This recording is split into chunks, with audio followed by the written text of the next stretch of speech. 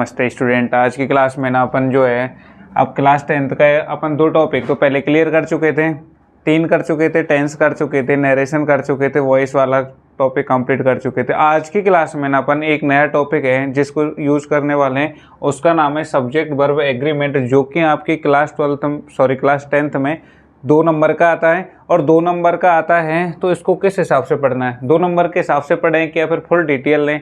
हम तो इसमें फुल डिटेल लेंगे, आपको अपन बता देंगे कि कहाँ पे कैसे कैसे इसको पढ़ना है। ठीक है स्टूडेंट, देखो इधर सब्जेक्ट वर्ब एग्रीमेंट का मतलब क्या होता है? क्या गुरुजी, सब्जेक्ट के अकॉर्डिंग वर्ब को एग्रीमेंट करना पड़ता है जिसके इसके हिसाब से है? नहीं, तो सब्जेक्ट को वर्ब के अकॉर्डिंग एग्रीमेंट नहीं करना होता। बस इतना है कि सब्जेक्ट के अकॉर्डिंग, यानी कि थोड़ा सा इसको ऊपर से समझते हैं, सब्जेक्ट के अकॉर्डिंग जो वर्ब होती है वो सही आनी चाहिए। मतलब हमारे पास सब्जेक्ट कितने प्रकार के होते हैं? 2 प्रकार के होते हैं। एक तो होता है सिंगुलर सब्जेक्ट और एक होता है प्लूरल सब्जेक्ट। अगर सब्जेक्ट अपना क्या है स्टूडेंट, सिंगुलर है,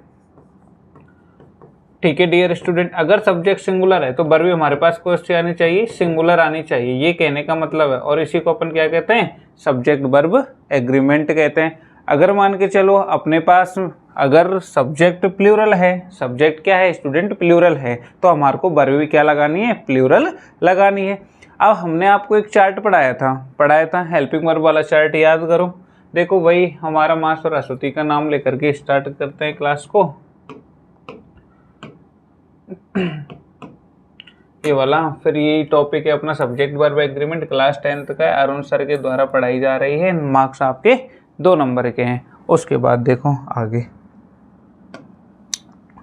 हमने आपको अब तक बताया है कि बेटा जो सब्जेक्ट वर्ब एग्रीमेंट होता है इसको क्या है, टीचर्स लोग हैं इसको 2 मिनट में, 14 मिनट में, 9 मिनट में ख़त्म कर रहे हैं, लेकिन पता ही नहीं वो किस वे में ख़त्म कर रहे हैं, है ना। लेकिन इसमें रूल्स होते हैं हर हैं, लेकिन बच्चों को क्या है, इतना 10वीं का बच्चा है वो, उन गुरुजी इनको इतना पता होना चाहिए वो 10वीं का बच्चा है और 10वीं के बच्चे को 10वीं के अकॉर्डिंग ही पढ़ाना चाहिए। ठीक है, लेकिन अपन 10वीं का लेवल पढ़ेंगे, उससे हाई लेवल पे भी जाएंगे। ठीक है, तो सब्जेक्ट वर्ब एग्रीमेंट का मतलब इतना सा ही है कि जो सब्जेक्ट होता है इसको कनकर्ड भी बोला जाता है। ठीक है, ऐसे कनकर्ड। ठीक है डियर स्टूडेंट, इसको क्या बोला जाता है? कनकर्ड बोला जाता है। और कनकर्ड क्या होता है? यानी सब्जेक्ट के अकॉर्डिंग वर्ब को अपन क्या कर दें? वेरीफाई कर दें। अगर सब्जेक्ट को अपन को पता चल जाए कि अरे सब्जेक्ट अपना सिंगुलर है और ये वाला जो सब्जेक्ट है वो प्लूरल है, ठीक है, तो क्या अपन वर्ब को सिंगुलर प्लूरल नहीं कर सकते? आसानी से कर लेंगे ना स्टूडेंट। अगर अपन उसको आसानी से कर लेंगे तो फिर बताओ किसी चीज़ की दिक्कत है क्या? नहीं है। अपन को बस इतना पता चलना चाहिए कि जो सब्जेक्ट है वो सिंगुलर है या प्लूरल है। अब बात ये आती है कि आप लोग होते हो छोटे छोटे बच्चे, और छोटे छोटे बच्चों को ये पता नहीं चल पाता कि सब्जेक्ट सिंगुलर है कि प्लूरल है। इसके लिए ना कुछ नियम यहाँ पे इंक्लूड किए गए हैं। किसके अंदर नियम इंक्लूडेड किए गए हैं? इस सब्जेक्ट वर्ब एग्रीमेंट के अंदर आप लोगों को नियम इंक्लूड किए गए हैं। ठीक है, किस लिए? ताकि आपको ये पता रहे स्टूडेंट कि हमको गुरुजी ने ये सिखा दिया था कि एंड के बाद में आर लगाते हैं। जैसे मान के चलो कुछ रूल होते हैं, देखो मैं यहाँ पे थोड़ा सा बताता हूँ। जैसे एंड होता है, इधर किसी का नाम, इधर किसी का नाम, इसका ऐसे रूल बना दिया, जब 2 नाउन के बीच में, जब 2 नाउन के बीच में एंड हो, जब 2 नाउन के बीच में क्या हो? एंड हो, तो अपन क्या लगाते हैं? प्लूरल लगाते हैं। क्या लगाते हैं स्टूडेंट्स? प्लूरल लगाते हैं, प्लूरल वर्ब लगाते हैं। सब्जेक्ट अपना क्या है? ये है 2 सब्जेक्टों, सॉरी, जब 2 नाउन के बीच में क्या है स्टूडेंट? जब 2 नाउन के बीच में अपना क्या जुड़ा हुआ हो? एंड जुड़ा हुआ हो, तो अपन क्या लगाते हैं? यानी कि जो वर्ब होती है वो प्लूरल लगाते हैं। जैसे मान के चलो मैं कहता हूँ Arun sir and Rahul sir both are friend. अब यहाँ पे जो ये क्वेश्चन है बेटा कि इसमें गुरुजी अपन को यहाँ पे एंड आ गया, ये पहली बात तो ये बताओ, जो एंड आया है इससे आपको ये सीधा सीधा पता नहीं चल रहा है, एक तो अरुण सर के बारे में बात कर रहे हैं और एक राहुल सर के बारे में बात कर रहे हैं। और जब दोनों सर हो गए तो क्या 2 आदमी नहीं हो गए? बताओ, इसको अलग से नियम बना के इसको पढ़ें बेटा कि जब एंड के आगे पीछे इधर भी और इधर भी क्या आए? नाउन आए। और जब नाउन आए तो फिर उसको क्या कहते हैं? उसके बाद में जो वर्ब आती है वो प्लूरल वर्ब आती है। इसमें से भरना था, इस भरें या फिर आर भरें? बताओ स्टूडेंट्स। ठीक है, इसको अपन खुद से नहीं कर सकते क्या? अब अपन तुमको बताएंगे कि एंड जो होता है उससे पहले नाउन आए, एंड के बाद नाउन आए। तो बच्चे हमारे 10वीं के तो इतने बोले होते हैं, वो ये भी नहीं जानते कि नाउन क्या होता है।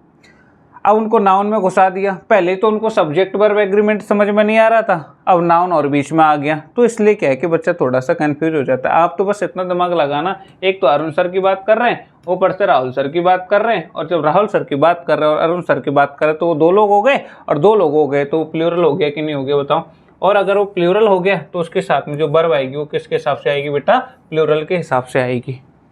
आगे बात समझ में, ठीक है। ऐसे ही बेटा आपको लिखा होता है, जैसे मान के चलो ऐसे लिख दिया ही खाली जगह, ऐसे लिख दिया माई फ्रेंड, ऐसे लिख दिया। अब अपन से यहाँ से पूछ ले बेटा कि इसमें इज आएगा कि आर आएगा, ठीक है। अब जो एग्जामिनर होता है ना वो आपका, वो इतना भी बोला नहीं होता कि आपको इतना छोटा सा सवाल दे देगा। ये तो टुच्च सवाल कहलाएंगे, क्योंकि लोगों को मैंने एक चार्ट पढ़ाया था बेटा, ध्यान करो चार्ट देखो।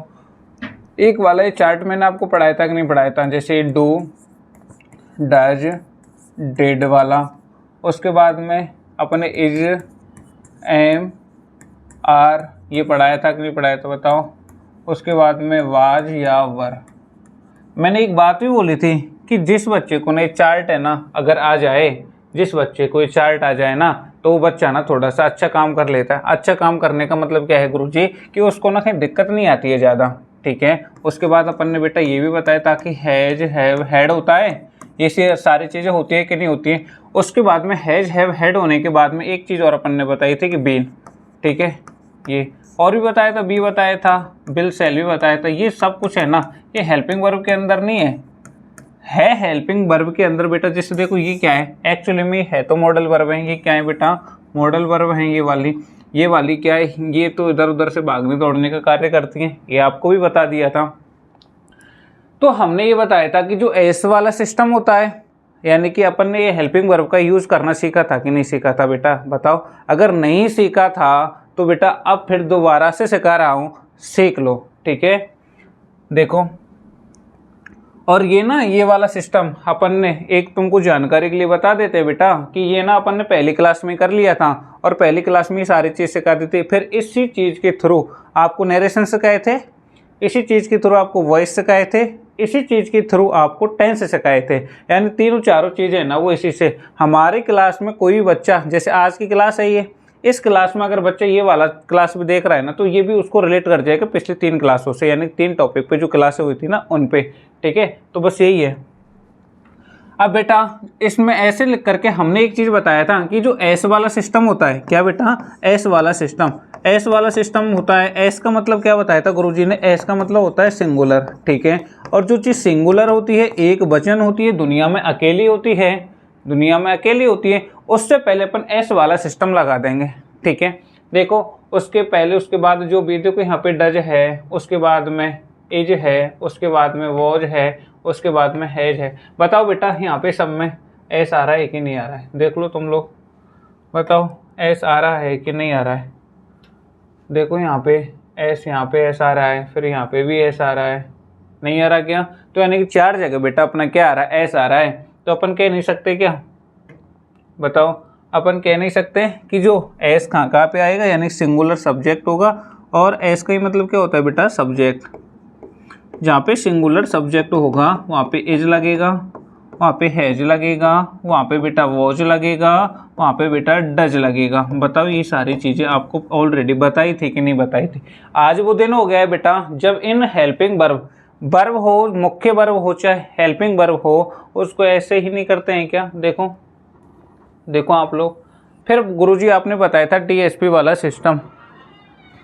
तो डीएसपी वाला सिस्टम क्या था, डीएसपी वाला सिस्टम देखो ये कि जिस हेल्पिंग वर्ब के लास्ट में, मैंने बताया था बेटा कि जिस हेल्पिंग वर्ब के लास्ट में डी आता है, जैसे मान के चलो एक आ रहा है डिड में आ रहा है, देखो ये वाला, ये डिड में आ रहा है, एक बेटा हेड में आ रहा है, और कहीं पे भी ना हेल्पिंग वर्ब के लास्ट में आपको डी नहीं मिलेगा, और हेल्पिंग वर्ब के लास्ट में डी नहीं मिलेगा, तो अपन 2 ही चीज़ निकल के आती है बेटा, एक तो आती है हेड और एक आती है बेटा डिड। ये 2 हेल्पिंग वर्ब हो गई, और इनमें हेल्पिंग वर्ब को अपन सिंगुलर सब्जेक्ट के साथ और प्लूरल सब्जेक्ट के साथ, दोनों के साथ ऐड कर सकते हैं, ठीक है। उसके बाद में बेटा जो बची कुछ हेल्पिंग वर्ब है ना वो प्लूरल के साथ में आ जाएंगी, और प्लूरल के साथ में ना जो ई वाली है ज़्यादातर, जैसे कि आपके पास आर हो गया, उसके बाद आपका हैव हो गया, उसके बाद बर हो गया, और एक हो गया बेटा डू।